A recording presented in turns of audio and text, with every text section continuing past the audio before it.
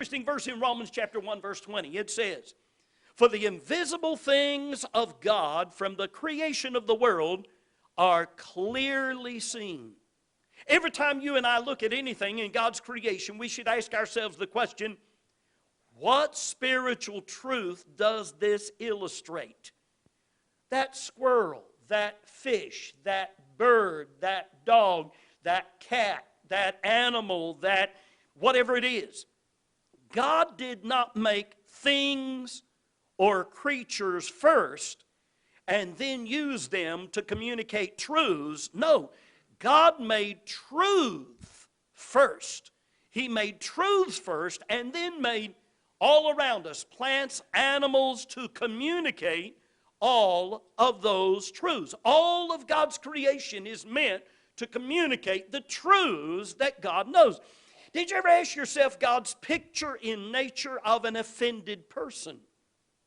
I remember some time back I was preaching about charity from 1 Corinthians chapter 13, the God kind of love, that charity vaunteth not itself, is not puffed up. And I tried to think of what animal or creature might illustrate that, and I thought of this creature. Anybody know what it is? It is a puffer fish.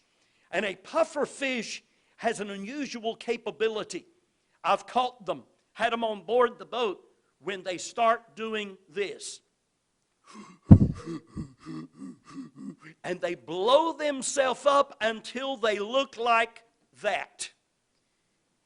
And they have these spines sticking out all over them. It's a defensive mechanism, and charity is not like the puffer fish, does not vaunt itself, is not puffed up. And then in relation to offenses, I wonder if a particular African animal is not God's picture in nature of an offended person.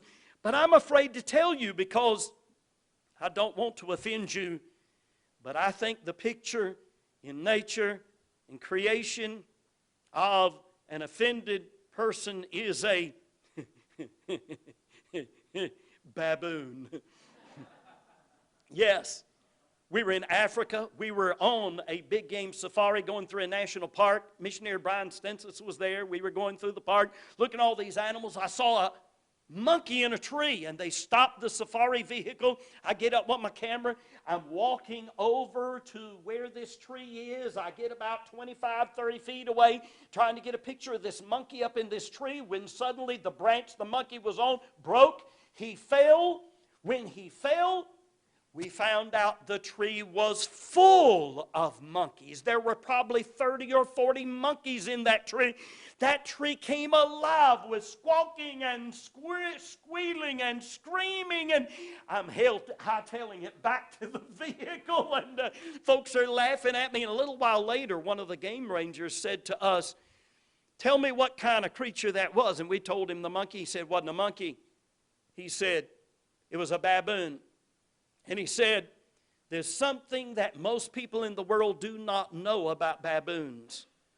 He said, "Baboons get offended and never forget." He said, "If you bother a baboon or somebody in his family, it will get your scent, it will track you down.